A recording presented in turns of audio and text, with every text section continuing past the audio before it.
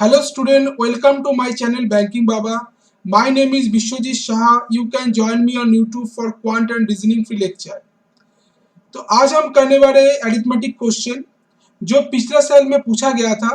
तो ये वाला सेशन में हम दिखाएंगे कौन सा टॉपिक में बैंकिंग एग्जामिनेशन में क्वेश्चन पूछा जाता है और कैसे कैसे क्वेश्चन पूछा जाता है और उसका जो क्वेश्चन सॉल्व करने का जो तरीका है उसको हम क्या करना चाहिए एग्जाम हॉल में, कैसे हम जल्दी से उसको कर सकते हैं, वो वाला आज ये वाला सेशन में हम दिखाएंगे। तो चलते हैं क्वेश्चन पर। जो पहले वाला जो क्वेश्चन है उसको हम देखते हैं और उसको हम कैसे सॉल्व कर सकते हैं उसको भी हम देखते हैं। तो पहले वाला क्वेश्चन पढ़ो, क्या है पहले वाला क्वेश्चन में क्या लिखा हुआ है। जो ₹1800 is given at 20% per annum simple interest, मतलब ये वाला सिंपल इंटरेस्ट कंपाउंड इंटरेस्ट का मैथ है। देखो ₹1800 दिया है 20% सिंपल इंटरेस्ट में, while 1800 minus p is given at 30% per annum compound interest, और 1800 minus p जो अमाउंट है वो दिया है 30% compound interest में। और दोनों में जो डिफरेंस है, if the difference between the both the interest and the end of 2 years is 315, 2 साल बाद जो दोनों में इंटरेस्ट का जो डिफरेंस है वो क्या है 315 है। तो पूछा क्या गया है फाइंड p का वैल्यू पूछा गया है। तो देखो क्या होगा, पहले तो देखो 1800 जो सिंपल इंटरेस्ट में क्या है, सिंपल इंटरेस्ट जो 1800 में है 2 साल के लिए 20%। तो सिंपल इंटरेस्ट का फॉर्मूला हम जानते हैं P into R into T by 100। तो इसको हम क्या कर देंगे 20 इंटू 40%। तो 40% का जो 40% कर देंगे, 40% का फ्रैक्शन वैल्यू क्या होता है 2/5, 2 2 से 4, 2 5 से 10, 5 से इसको काटने से क्या होगा 360। तो सिंपल इंटरेस्ट क्या आ गया 720 आ गया। अब हमको निकालना पड़ेगा कंपाउंड इंटरेस्ट। कंपाउंड इंटरेस्ट किसके ऊपर निकालना पड़ेगा 1800 माइनस पी। तो कंपाउंड इंटरेस्ट 1800 माइनस पी, ये वाला जो अमाउंट है, कंपाउंड इंटरेस्ट क्या है 30%, 2 साल के लिए। तो 2 साल के लिए कंपाउंड इंटरेस्ट जो निकलना है तो उसको सक्सेसिव फॉर्मूला में यूज करके हम उसका कंपाउंड इंटरेस्ट निकल सकते हैं। तो 2 साल के लिए क्या होगा 30 प्लस 30 इंटू 30 बाई 100, तो 69%। तो 2 साल के लिए इंटरेस्ट अमाउंट क्या होगा 69%, ठीक है। तो 1800 माइनस पी इंटू 69%, ये वाला कंपाउंड इंटरेस्ट 1800 माइनस पी के ऊपर इतना कंपाउंड इंटरेस्ट रहेगा। तो इसको अगर हम निकालते तो क्या होगा 1800 अगर इंटू 100 कट जाएगा तो 118 इंटू 69 करने से क्या होगा 16 18 करने से 27 8 6 8 6 48 9 1 9, 48 प्लस 9 करने से 57, 57 प्लस 7, 57 प्लस 7 होगा 64, 4 6 6 1 6 प्लस 6 12, 1242 माइनस 69 पी बाई 100, ठीक है। तो दोनों में इंटरेस्ट जो डिफरेंस आएगा कितना आएगा 315 बोला गया है। The difference between both the interest is 315। तो क्या होगा 1242 minus 69 P by 100 minus 720 equals to क्या होगा 315 आएगा, ठीक है। तो 1242 से 720 माइनस कर दो, 522 माइनस 315 करने से, और इधर आएगा 69 पी बाई 100। तो पी का वैल्यू क्या होगा, पी का वैल्यू आएगा 522 से 315 माइनस करने से 7 2 0 और 207 इंटू 100 बाई 69, 3 से 23 23 करने से 23 से आएगा 23 अच्छा 23 से करने से 3 से करने से 3 6 18 23 300 आंसर आएगा 300। पी का वैल्यू क्या आएगा 300। आई थिंक सबको क्लियर है। पहले क्या करें, पहले हम सिंपल इंटरेस्ट निकाल दिए, 1800 के ऊपर 20%, 2 ईयर्स के लिए क्या होगा 40%। तो 1800 का 40% निकाले 720 आ गया। अब हमको क्या निकालना है 1800 माइनस पी इस A1 के ऊपर 30% कॉम्पाउंड इंटरेस्ट निकालना है 2 साल के लिए। तो 2 साल के लिए कॉम्पाउंड इंटरेस्ट क्या होगा 30% plus 30% plus 30 into 30 into by 100 जो कि होगा 69%। तो 1800 माइनस पी ए वाला अमाउंट के ऊपर 69% कैलकुलेट होगा जो अमाउंट रहेगा 1242 माइनस 69 पी बाई 100। तो दोनों में अगर हम माइनस का डिफरेंस निकाले तो क्या आ जाएगा 315 आ जाएगा। तो 315 अगर आ जाएगा तो पी का वैल्यू इधर से निकल आएगा 300। आई थिंक सबको क्लियर है, किसी को डाउट नहीं है वाला क्वेश्चन में। ठीक है, चलो नेक्स्ट क्वेश्चन देखते हैं। अब हम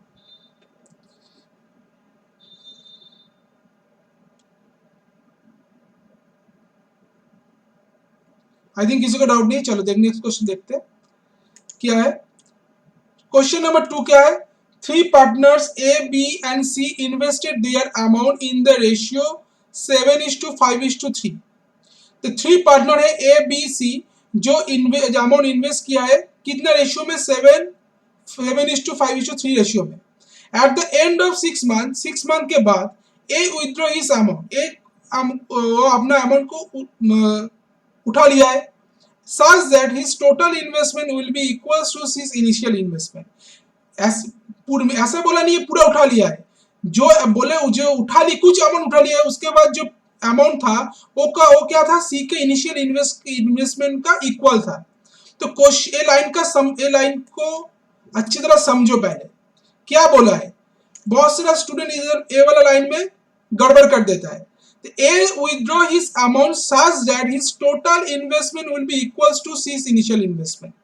A पूरा अमाउंट उठा लिया नहीं उठा लिया, कुछ अमाउंट उठा लिया जिसके बाद जो अमाउंट है उसके पास जो C के इनिशियल इन्वेस्टमेंट का इक्वल है। अगर ए वाला लाइन अगर समझ जाओ वाला क्वेश्चन बहुत इजी है। If C's share is annual profit is 3600, अगर C का जो एनुअल प्रॉफिट का रेशियो है वो 3600 है तो A का एनुअल प्रॉफिट क्या होगा। तो पहले देख लेते कैसे हम इसको काउंट कर सकते हैं। देखो तीन तो पार्टनर है ए बी और सी। तो ए कितना अमाउंट दिया 7x, बी कितना अमाउंट दिया 5x और सी कितना अमाउंट दिया 3x। At the end of 6 month 6 month के बाद a withdraw his amount such that 6 month के बाद क्या होगा ए अपना अमाउंट उठा लिया है कि जी कितना अमाउंट उठा लिया वो मुझे पता नहीं है। क्या बोला उसके बाद बोला है जो अमाउंट उसके बाद अभी है उठाने के बाद सो वाला क्या है सी का इनिशियल इन्वेस्टमेंट का इक्वल है। तो सी का इनिशियल इन्वेस्टमेंट क्या है 3x। तो जो अभी उठाने के बाद 3x है मतलब 4x उठा लिया है। ठीक है, तो सी का जो 3x है वो कितना मंथ खटेगा, एक ईयर बोला है तो 6 मंथ 7x 6 मंथ के लिए है। तो 3x कितना मंथ के लिए होगा 6 मंथ के लिए होगा और 5x इधर कुछ बोला नहीं है तो 12 मंथ के लिए होगा और 3x इधर भी 12 मंथ के लिए होगा क्योंकि 1 साल बोला है। तो 1 साल में 7x 6 मंथ के लिए चला, फिर 3x जो है वो 6 मंथ के लिए चला क्योंकि वो क्या बोला था फिर एक बार बता रहा हूँ जो सी के जो अमाउंट उठाने के बाद जो फाइनल अमाउंट रहेगा वो सी के इनिशियल इन्वेस्टमेंट का इक्वल रहेगा। जो सी के इनिशियल इन्वेस्टमेंट क्या था 3x, तो 3x के इक्वल रहेगा। तो हम निकाले क्या होगा इधर है 7 6 7 से 42 प्लस 18 42 प्लस 18 करने से 60x इधर आएगा 5 12 से 60x और इधर आएगा 36x। ठीक है, अब देखो C share in annual profit is 3600। अब सी का जो एनुअल प्रॉफिट का जो शेयर है वो क्या है 3600 है। तो ए एनुअल प्रॉफिट क्या रहेगा वो पूछा है। तो इधर से हमको 12 से डिवाइड कर दे 12 5 से 6 5x 5:5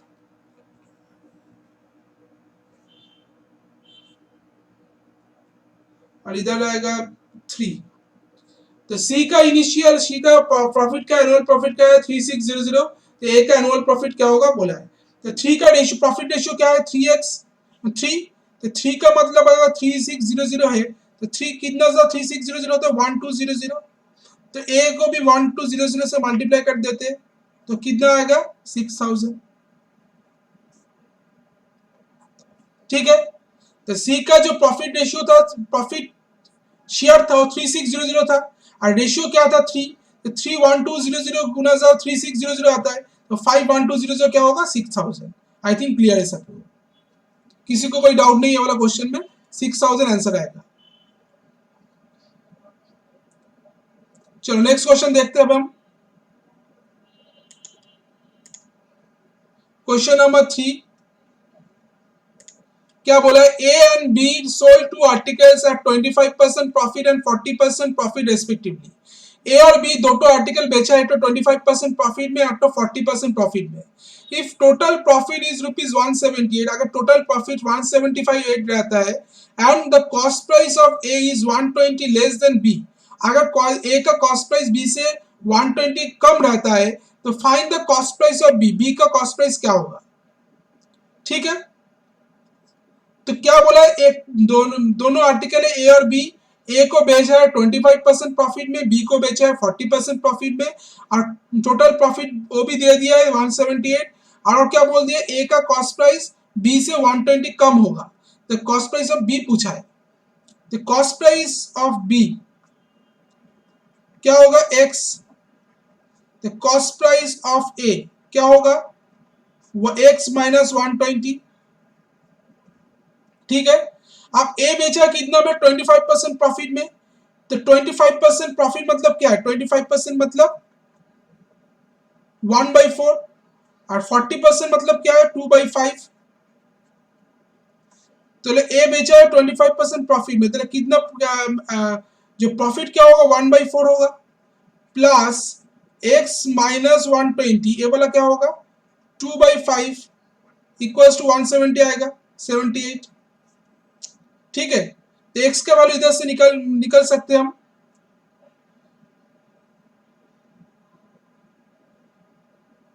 अच्छा, cost price of A is 1, अच्छा इधर गड़बड़ हो गया कुछ, ए वाला एक्स आएगा, ओ वाला एक्स माइनस 120 आएगा,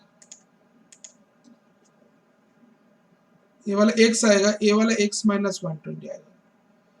तो ए वाला क्या रहा है x/4 minus 30 plus 2x/5 equals to 178। तो x/4 माइनस प्लस 2x/5 करने से क्या होगा 20, 5x प्लस 4 8x 13x, और इधर 178 प्लस 30 करने से 8 7 3 11 1 218, 13 से अगर काटते 13 1 से 13,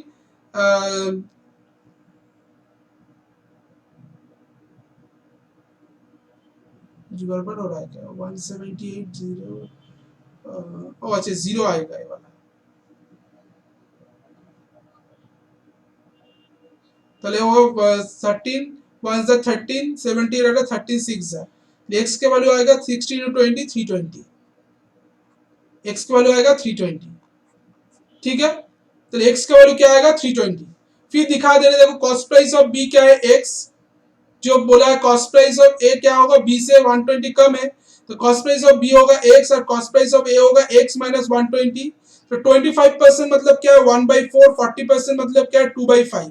तो x माइनस 120 उसका 1/4 निकालो, और x का जो टोटल b है, b का अमाउंट है x, उसका 2/5 निकालो, तो दोनों मिलकर जो प्रॉफिट क्या है 178। तो उधर से हमको क्या निकल गया x का वैल्यू निकल गया जो कि 320 है।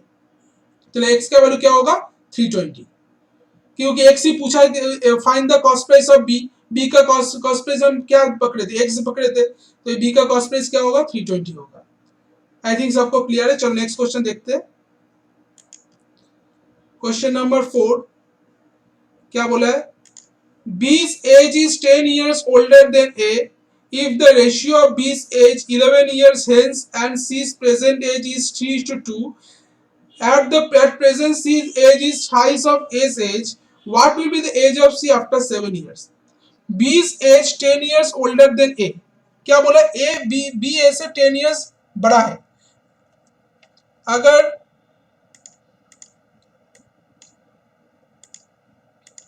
A का एज x है तो B का एज क्या होगा x प्लस 10 होगा।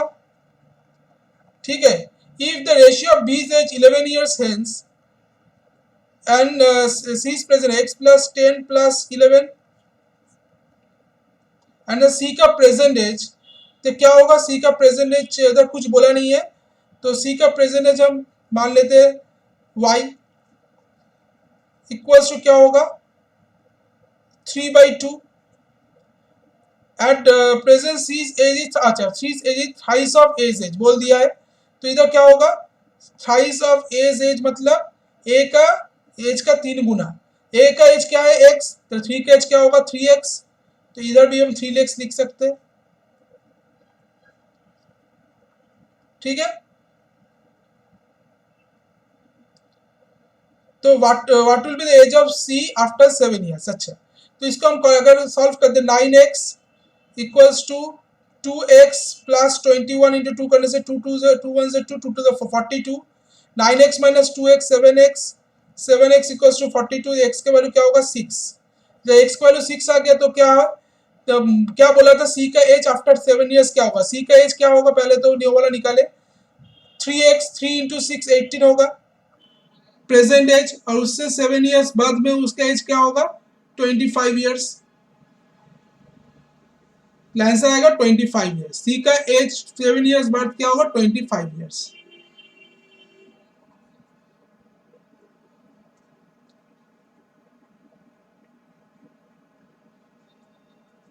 ठीक है, आई थिंक क्लियर है सबको ये वाला क्वेश्चन। चलो नेक्स्ट क्वेश्चन देखते हैं। Question number 5, if the ratio of curved surface area to the volume of cylinder is 4:7, while the ratio of diameter of the height of cylinder diameter to the height of cylinder is 14:5, find the surface area of the cylinder। क्या बोला है? the ratio of curved surface area to the volume of cylinder। देखो तो cylinder अगर देखते हैं,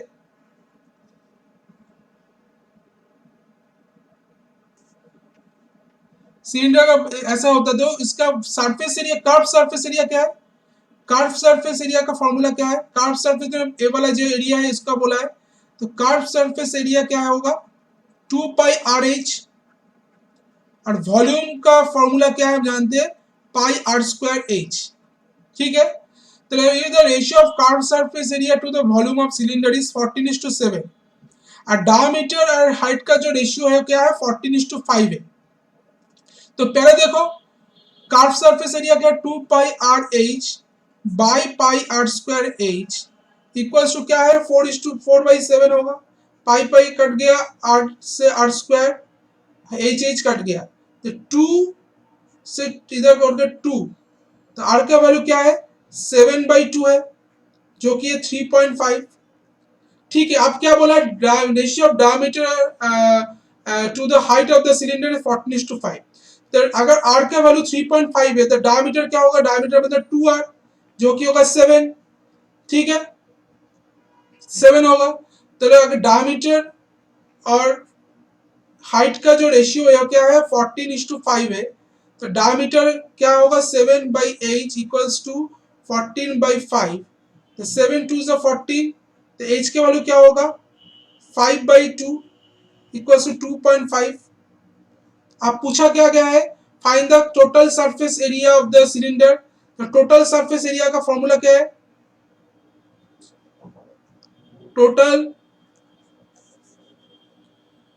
surface area, देखो total surface area क्या होगा? कर्व सरफेस एरिया प्लस ये जो ऊपर वाले जो पोर्शन है, ए वाला सर्कल और ए वाला सर्कल का एरिया होगा। तो कर्व सरफेस एरिया का हम जानते हैं 2 पाई आर एच प्लस ऊपर और नीचे जो एरिया सर्कल है उसका एरिया क्या होगा? 2 pi r square, pi r square plus pi r 2 pi r square. तो इसको अगर हम 2 पाई आर कॉमन लेते हैं तो क्या रहता है? एच प्लस आर रहता है। ठीक है, तो 2 पाई का वैल्यू 22/7, एच का वैल्यू क्या है? 5/2, सॉरी आर है ना इधर, आर का वैल्यू है 7/2, 7/2 ब्रैकेट में क्या आएगा? 7/2 प्लस 5/2, 2 से काटते, 7 से 7 काट दिए, तो 22 आएगा बाहर, और इधर आएगा इंटू 12/2, 11, 132 आंसर, 132 यूनिट्स आंसर आएगा, 132 यूनिट्स। आई थिंक सबको क्लियर है। देख बार फिर बता दे रहा हूं, कार्व सरफेस एरिया का फॉर्मूला है 2 पाई आर एच, और वॉल्यूम का फॉर्मूला है पाई आर स्क्वायर। तो इसका रेशियो क्या बोला था, 4u/7, इधर से हमको r मिल गया, रेडियस मिल गया जो कि है 7/2। तो डायमीटर और हाइट का जो रेशियो बोला था 14:5, तो r अगर 7/2 होगा, 3.5 होगा, तो 2r क्या होगा, 2r मतलब डायमीटर, तो 7 होगा। तो डायमीटर, इधर से हमको हाइट मिल गया जो कि 5/2 और 2/5। टोटल सरफेस एरिया का फॉर्मूला क्या है, हम बोल दिए 2 पाई r ब्रैकेट में h प्लस r। तो इधर हम फॉर्मूला जो r का वैल्यू बैठा है और h का वैल्यू बैठा है, आंसर आ गया 132 यूनिट्स, जो कि total surface area of the cylinder. ठीक है, ए वाला रेडियस है और ए वाला है हाइट, ये वाला पूरा डायमीटर है। आई थिंक किसी को डाउट नहीं है वाला क्वेश्चन पर। ठीक है, चलो देखते हैं next question. Question number 6, if time taken to cover d minus 11 kilometer upstream is 4 times the time taken to cover d kilometer downstream, if the ratio of the speed of the boat in still water to the speed of water current is 9:7 and the time taken to cover d minus 2 kilometer in upstream is 2 hours, what will be the speed of boat in still water? क्या बोला है, d-11 kilometre upstream जाने में जितना time लगता है उससे 4 times upstream in this time taken 4 times the time taken to cover d kilometre downstream, 4 times ज्यादा टाइम लगता है जब d किलोमीटर डाउनस्ट्रीम में जाता है। Ratio of speed of boat in still water to the speed of water, speed of boat in still water और the speed of water में के जो रेशियो है क्या है, 9:7 है। and the time taken to cover d minus 2 kilometer in upstream is 2 hours, what will be the speed of boat in still water, boat का speed क्या होगा स्टिल वाटर में। तो देखो कैसे हम इसको कर सकते हैं। पहले तो देखो speed of boat in still water to the speed of water current, तो स्पीड ऑफ बोट क्या दिया 9x, और वाटर का स्पीड ऑफ वाटर क्या दिया 7x। अब देखो डाउनस्ट्रीम जब होता है, डाउनस्ट्रीम में क्या होता है, डाउनस्ट्रीम में क्या होता है, डाउनस्ट्रीम में स्पीड का बोट का स्पीड और वाटर का स्पीड ऐड हो जाता है। डाउनस्ट्रीम स्पीड क्या होगा 9x प्लस 7x ऐड हो जाएगा 16x, और अपस्ट्रीम स्पीड में क्या हो जाता है, अपस्ट्रीम स्पीड में दोनों माइनस हो जाता है, तो क्या होगा 9x माइनस 7x 2x होगा। आई थिंक किसी को डाउट नहीं वाला टॉपिक वाला चीज में। डाउनस्ट्रीम में क्या हो जाता है, बोट और वाटर का स्पीड ऐड हो जाता है, और अपस्ट्रीम में क्या हो जाता है, माइनस हो जाता है। आप देखो d-11 किलोमीटर कितने डाउनस्ट्रीम में गया है, तो डाउनस्ट्रीम में स्पीड कितना था 16x, सॉरी अपस्ट्रीम में गया है, तो अपस्ट्रीम में गया है तो इसका स्पीड क्या होगा 2x इक्वल्स टू क्या, हम टाइम का फॉर्मूला क्या है, डिस्टेंस बाय स्पीड, तो डिस्टेंस d-11 किलोमीटर, स्पीड क्या है 2x। ठीक है, 4 times the time taken, 4 times the time taken to cover d kilometre, तो d किलोमीटर कहां पर गया, कितने में गया, उसका डाउनस्ट्रीम स्पीड क्या था 16x था। अच्छा 4d क्यों लिखे, 4d लिखे क्योंकि डिस्टेंस में ए वाला जो स्पीड थे उसका 4, ए वाला स्पीड का 4, ए वाला स्पीड इसका 4 गुना था। ठीक है, d-11 किलोमीटर अपस्ट्रीम जो स्पीड था, जो टाइम था वो 4 टाइम्स था जो d किलोमीटर जा रहा था डाउनस्ट्रीम में। तो d किलोमीटर डाला तो डाउनस्ट्रीम में 16x, d minus 16 by divided by 16x, उसका 4 गुना होगा ये वाला चीज। x काट दिए तो 2 से 16 काटने से 8, 4 2 से 8, तो 2d minus 22 equals to d, तो d का वैल्यू क्या आ गया 22, तो d का वैल्यू क्या आएगा 22।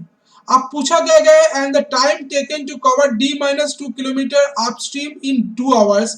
अगर d-2 मतलब क्या है, d-2 equals to 22 minus 2 by 2 10। What will the speed of boat in still water.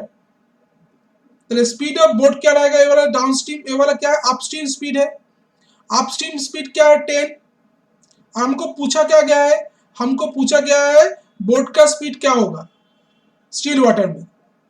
तो बोट का स्पीड क्या होगा अपस्ट्रीम में, क्या है 2x होता है, तो 2x का वैल्यू क्या है 10, x का वैल्यू क्या होगा 5, तो बोट का स्पीड क्या है 9x, तो 9x का वैल्यू क्या आएगा 9 इंटू 5 45 किलोमीटर पर आवर।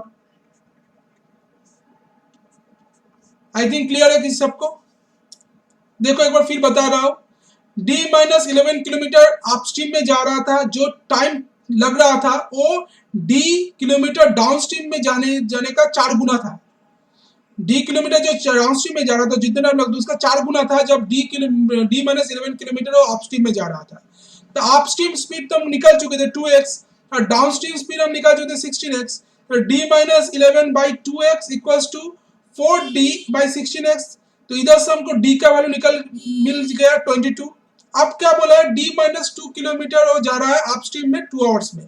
तो d-2 मतलब क्या 22 माइनस बाई -2 बाई 2 जो कि है 10। डी का वैल्यू जो 10 आ गया। 10 क्या है speed, total speed upstream speed हम क्या निकालते 2x, तो 2x का वैल्यू 10 है, x का वैल्यू क्या है 5। अब पूछा क्या गया बोट का स्पीड क्या है स्टिल वाटर में, तो बोट का स्पीड क्या था 9x, तो 9 into 5 45 kilometre per hour. Answer आएगा 45 kilometre per hour. I think किसी को डाउट नहीं है वाला क्वेश्चन में, ठीक है। चलो नेक्स्ट क्वेश्चन देखते हैं। Question number 7. Time taken to complete a work by A alone is 100% more than the time taken by both A and B to complete the work. B is twice as efficient as C. B and C together take 12 days to complete the same work. How many days A will take to complete the whole work alone? क्या बोला गया है, time taken to complete the work A alone is 100% more than the time taken by A and B to complete the work. A और B जितना time लेता है काम को कंप्लीट करने में, उससे 100% ज्यादा टाइम लेता है ए वो वाला काम कंप्लीट करने में। फिर क्या बोला है, बी साइज as efficient as C.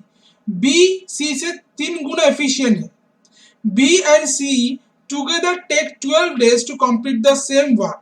B और सी वो वाला काम करने में 12 डेज टाइम लेते हैं जब बी और सी टुगेदर काम करता है। How many days A will take to complete the work alone. अगर ए अकेला काम करेगा वो वाला काम करने में कितना टाइम लगेगा। देखो पहले तो बी और सी का जो एफिशिएंसी रेशियो वाला वैल्यू निकालो। बी क्या है सी से 3 गुना ज्यादा एफिशिएंट है, 3:1 रहेगा। अब देखो टोटल एफिशिएंसी क्या है इसका दोनों का 4, और तो टाइम कितना ले रहा है 12, टाइम ले रहा है 12। तो टोटल वर्क निकल गया वो क्या है, अगर हम इसको 4x करते 48x। क्यों 40x आ गया, टोटल वर्क का फॉर्मूला, टोटल वर्क इधर क्या है एफिशिएंसी इनटू टाइम करने से टोटल वर्क आ जाता है। एफिशिएंसी टोटल एफिशिएंसी क्या था, दोनों एक मिलकर काम कर रहा है 3 + 1 4x, 3x + 1x 4x, और टाइम कितना लिया था 12, तो 4x × 12 करने से 48x टोटल वर्क हो गया। आप देखो बी कितना टाइम लेगा, बी का एफिशिएंसी क्या है 3, तो बी कितना टाइम लेगा, तो 48x बाई 3x, तो बी टाइम लेगा कितना 3 16 48 16, तो बी को टाइम 16 डेज टाइम लेगा बी, ठीक है। बी कितना टाइम लेगा 16x। अगर time taken to complete a work A by A alone is 100% more than the time taken by both A and B to complete the work, तो time B कितना time ले रहा है 16 days time ले रहा है, B को time ले रहा है। अब क्या बोला गया है, हाँ अब बोला गया time taken to complete the work by A alone 100%, वो तो हो गया ना हो। अच्छा आप देखो 100% अगर ए सपोज ए और बी वाई डेज लेता है काम करने में, ठीक है, तो ए कितने टाइम लेगा, 100% ज्यादा बोला है मतलब 2y डेज लेगा। ए और बी अगर वाई डेज लेता है काम करने में, तो ए को 100% ज्यादा टाइम लगेगा। 100% मतलब 2 गुना, 2 गुना मतलब अगर ए और बी को वाई डेज लगते तो ए को कितना टाइम लगेगा अकेला काम करने में, 2y डेज। देखो आप तो क्या होगा, ए एक दिन में जो काम करता है, इधर ए एक दिन में कितना काम करता है, 1/2y प्लस बी एक दिन में कितना काम करता है, 1/16 जो हम निकाले, और दोनों मिलकर एक दिन में कितना काम करता है, 1/y। तो इसको अगर निकाले 1/2y minus 1/y equals to minus 1/16, तो क्या आ गया, 2y नीचे आ गया, इधर y minus 2y equals to 1/16 minus y equals to 2y equals to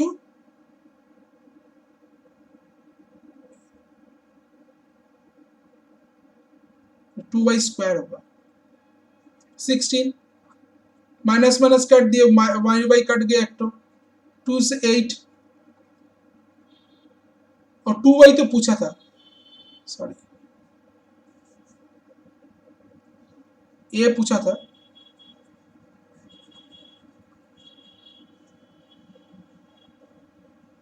मतलब इधर आ रहा है माइनस 1/2y, इधर आ रहा है equals to 1 minus 1/16, minus minus cut गया, तो 2y equals to 16।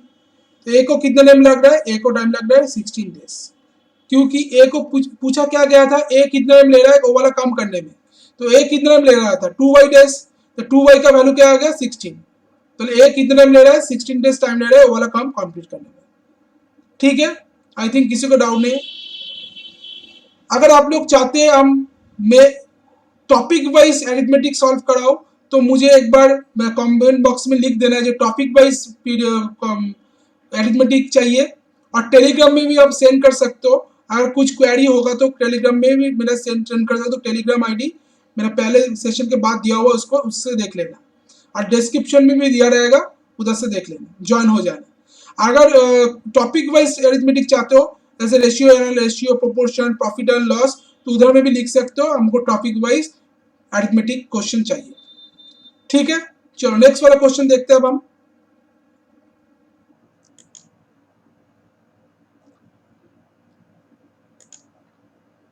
Last question आज का, क्वेश्चन नंबर 8।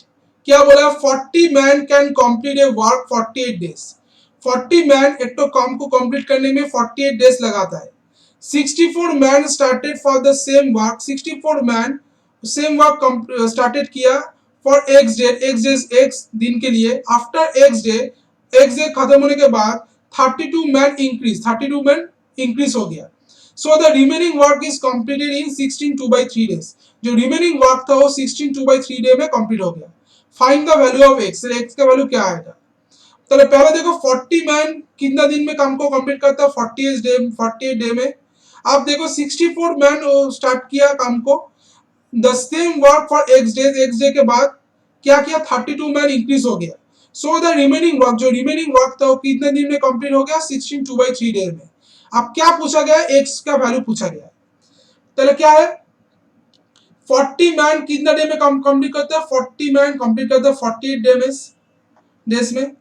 तो टोटल वर्क तो सेम है, टोटल वर्क तो डिफरेंट नहीं है। तो 40 मैन अगर 48 डे में काम को कंप्लीट करता है तो टोटल वर्क क्या होगा, 40 इंटू 48, क्योंकि work total work equals to क्या होगा, डे इंटू टाइम होता है, सॉरी मैन इंटू टाइम होता है, मैन इंटू टाइम। मैन कितना है 40 और टाइम कितना है 48, तो 40 इंटू 48। अब क्या बोला है, 64 man started for the same work.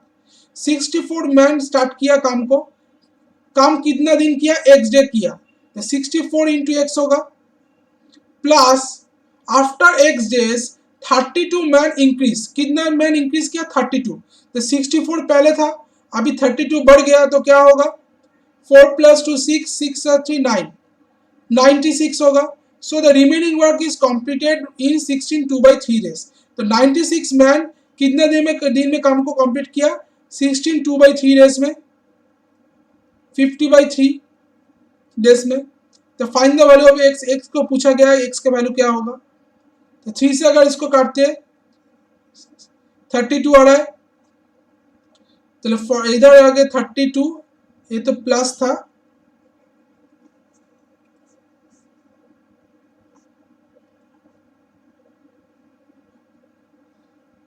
अच्छा इधर फिर आ रहा है 40 into 48 equals to 64x plus 32 into 50 करने से 40 इंटू 48 भी काट दे,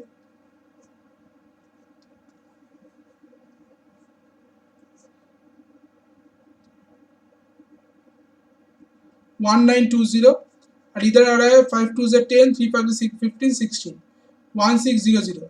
64x इक्वल्स टू क्या होगा 1920 से अगर 1600 माइनस जा रहा है तो क्या होगा 320। एक्स का वैल्यू क्या आएगा 320 बाई 64 10 to 5 डेज, एक्स का वैल्यू आएगा 5। ठीक है, किसी को डाउट नहीं वाला क्वेश्चन में, आई थिंक सबको क्लियर है।